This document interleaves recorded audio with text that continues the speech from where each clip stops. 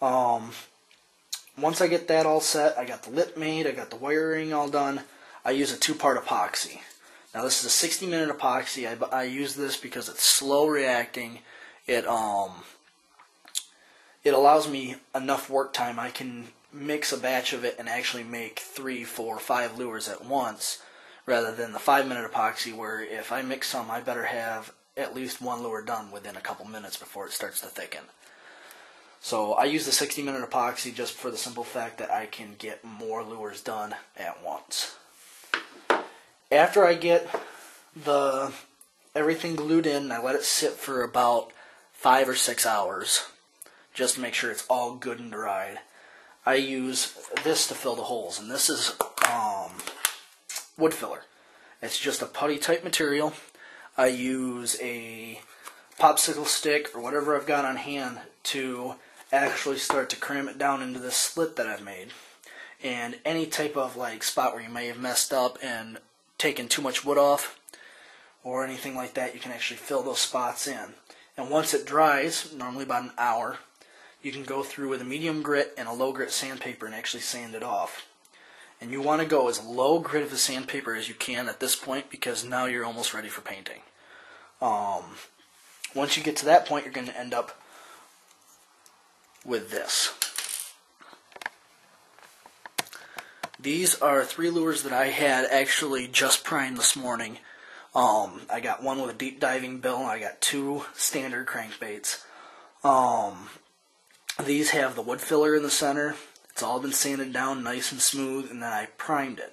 At this point, I'm going to end up putting another coat of primer on here, and I'm going to end up sanding this with a very low grit sandpaper to try to get a nice finish on it. I use a good primer, some type of a, almost like a, well, let's see, I use bin primer. It's sticks to all surfaces, seals knots, dries in about 45 minutes, and it really protects the wood. I make sure I use a good white, because once you start doing your body painting and everything on this, your colors are going to come out way more vibrant by using a white like this. I just tape off the bill, put the primer on. I do about 2, sometimes 3 coats, depending on how bright I want the colors to be. The brighter the color I want it to be, the whiter I want to make sure I get this. Then at this point, I would actually go for my main paint. I actually use an airbrush. I got this for Christmas from my girlfriend's mother, and I just think it's one of the best things in the world. You can do very professional looking work with this, and it just makes your life so much easier. This one she just picked up at a hardware store. It came with a air pump. You can see that back here, and it makes life so much easier. You can get a lot more detail. You can really get the